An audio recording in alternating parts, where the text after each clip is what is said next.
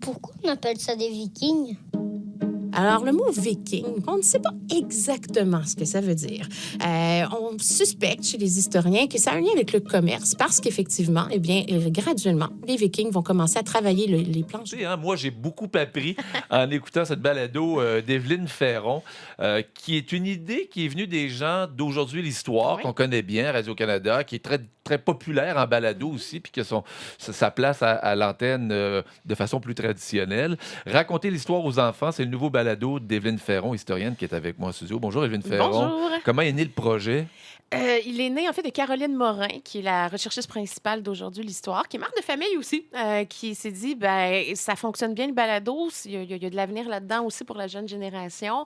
Et elle s'est dit, il n'y a rien dans le jeunesse. C'est vrai que ça fait longtemps qu'on reproche un peu, pas juste à Radio-Canada, mais aux médias, de s'être désintéressés des plus jeunes. Puis si on veut des élèves qui arrivent à l'école puis qui sont intéressés par l'histoire ou différentes matières, il faut leur fournir aussi, je dirais, des produits intéressants. Donc, l'idée est partie un peu de là. Et c'est dans ce contexte-là que j'ai été approchée pour faire un pilote pour les dépanner au départ, voir, si on a une idée, comment on peut mettre ça en place, est-ce que tu acceptes de nous dépanner? Donc, j'ai fait un pilote pour les aider. Et à partir de ça, eux, on fait écouter ça à des enfants. Il y a eu comme un peu des projets de recherche qui ont été faits pour finalement... Arriver avec un produit Voilà, fini. on m'a demandé si j'acceptais de porter le projet et de le faire. J'ai dit oui, et voilà, on est lancé. On a appelé ça l'incroyable histoire et le but, c'est de viser, oui, les 8-12 ans, mais de ne pas suivre uniquement le cursus scolaire du deuxième cycle. Donc, c'est pour ça que le premier épisode sur les Vikings, il est hors cursus scolaire. C'est pas quelque chose qu'ils vont voir nécessairement dans leur cours de sciences humaines, mais ça reste un sujet qui va intéresser les jeunes. Donc, on va se promener comme ça entre la matière plus vue à l'école et des sujets qui sont extra-matière pour essayer d'intéresser le plus possible les jeunes élèves à Pourquoi ça l'histoire. vous interpelle, vous?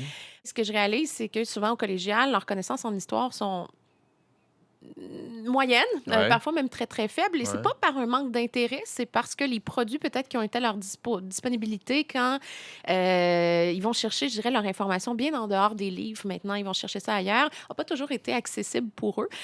Donc, c'est sûr que mon but, moi, c'est d'avoir des jeunes qui sont un petit peu plus... qui ont une meilleure culture générale. C'est OK. sûr que ça m'interpelle énormément. Alors, de pouvoir leur offrir, déjà plus jeunes, je dirais, un intérêt pour des sujets historiques, c'est là que c'est venu me chercher. On a un extrait, ça va donner Oui. l'idée un petit peu de ce que ça donne comme ton. C'est pas très long, cet épisode-là, dure entre 10 et 15 minutes là, de mémoire. J'ai écouté ça vendredi. Un peu moins que moi, ça, un je peu crois. moins. Ouais, une dizaine de minutes. Une dizaine de Ouais. minutes, donc en concentré. Belle Mhm. histoire. Voici celle des Vikings. Un petit bout, en tout cas, que vous pourrez entendre si vous allez chercher la balado.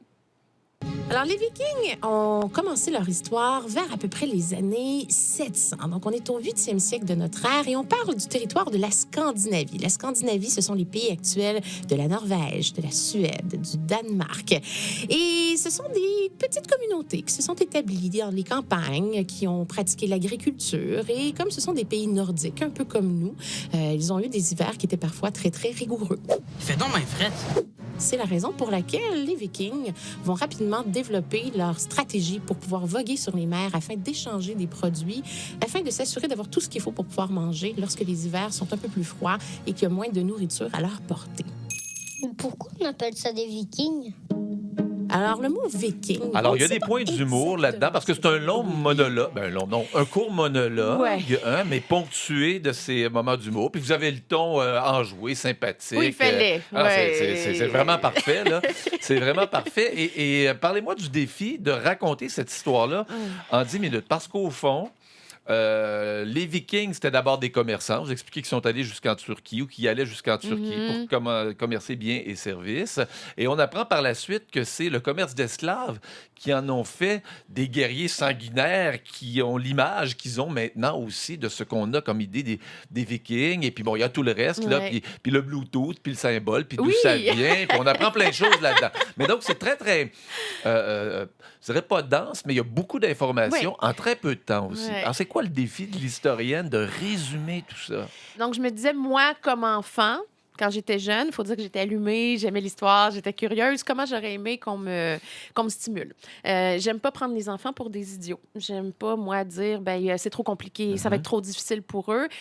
Moi, pour mon dire, même au niveau collégial, on peut pousser si on arrive justement à trouver le ton pour rendre ça intéressant, avec des anecdotes comme le Bluetooth, en parlant de femmes guerrières, d'aller chercher différents éléments. OK. Donc, je construis le récit de manière à pas être trop linéaire. Mon but, c'est justement d'aller chercher différentes anecdotes qui font en sorte que si quelqu'un leur dit « Qu'est-ce que tu sais sur les Vikings? » ce soit pas juste les voyages des Vikings, ce soit pas juste la guerre chez les Vikings, qui est comme un portrait qui est quand même assez global. Donc, mon objectif, c'est de leur donner une grosse base de culture générale. Et si ça les intéresse, qui est justement cet intérêt d'aller lire après ça, de faire OK. leur recherche. Parce que c'est une génération qui, aussitôt que quelque chose l'intéresse, Ouais. va aller Ben oui. automatiquement fouiller en ligne peu puis va plus. pouvoir aller plus loin.